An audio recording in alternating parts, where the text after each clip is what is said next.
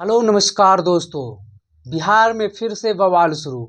जी हाँ, जेडीयू में लगता है अब टूट होकर ही रहेगी, क्योंकि जिस प्रकार से और हमेशा जब लगता है जब भी इलेक्शन आता है जेडीयू में एक गुट इधर एक गुट इधर इधर सब तरह से अलग अलग हो जाता है। हर बार लगता है टूट जाएगा, ये होगा इतने, लेकिन अंततः होता वही है जो नीतीश कुमार चाहते हैं।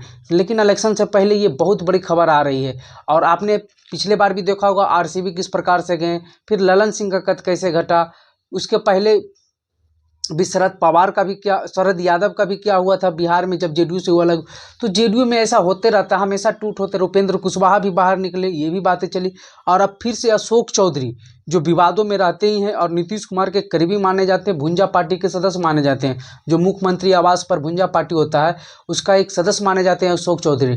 लेकिन पिछले दिनों वो अपने बयानों से पूरी मीडिया में चर्चा में थे। भूमियारों को लेकर बयान जो जगदीश शर्मा और जहानाबाद को लेकर उन्होंने दिया था, उसके बाद जेडीयू के ही भूमियार नेता उन पर खपा हो गए थे। उसके बाद अब फिर से वो चर्चा में आ गए हैं। उनका एक ट्वीट, और ट्वीट कहा यह जा रहा है कि उन्होंने ट्वीट के माध्यम से निशाना नीतीश कुमार पर लगाया है, क्योंकि कहा यह जा रहा है कि नीतीश कुमार से उनकी दूरियां बढ़ती ही जा रही है। जिस प्रकार से पहले वो कांग्रेस से जेडीयू में आए थे तो उनको और नीतीश कुमार की नज़दीकियां काफ़ी बढ़ गई थी, और उन पर नीतीश कुमार आंख बंद कर भरोसा करने लगे थे। लेकिन अभी धीरे धीरे नीतीश कुमार और अशोक चौधरी के बीच दूरियां बढ़ती जा रही है। कारण अनेक बताए जा रहे हैं, लेकिन इसी बीच हालांकि आपको ये भी बता दें कि कल ही नीतीश कुमार से अशोक चौधरी ने मुलाकात भी की। उससे पहले वो जहानाबाद भी नीतीश कुमार के साथ गए थे। लेकिन ये मुद्दा इसलिए ज़्यादा भयावह हो जाता है क्योंकि जेडीयू पार्टी के अंतर्गत ही जेडीयू के प्रवक्ता ही अशोक चौधरी को धर लेते हैं।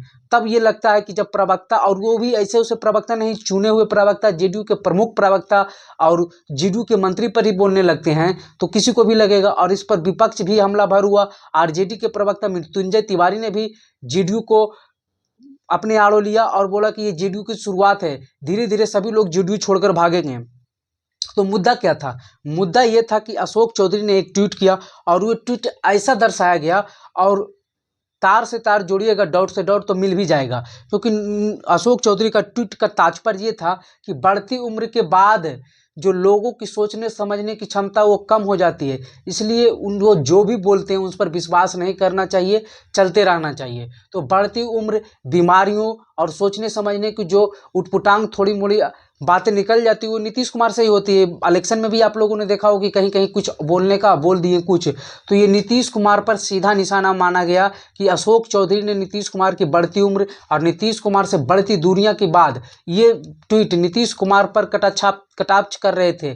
लेकिन अशोक चौधरी का बयान जब ये पूरे मीडिया में वायरल हुआ ट्वीट कर, तो लोगों ने सवाल उठाना खड़े किया, तो अशोक चौधरी तुरंत अपना बयान सामने आकर दिए। उन्होंने बोला कि जो बोल रहे हैं उन्हीं से जाकर पूछिए। नीतीश कुमार से तो आज भी मेरा दोस्ती है, हम डेली सीएम आवास में बैठते हैं, जाते हैं, और नीतीश कुमार से मुलाकात भी किए हैं।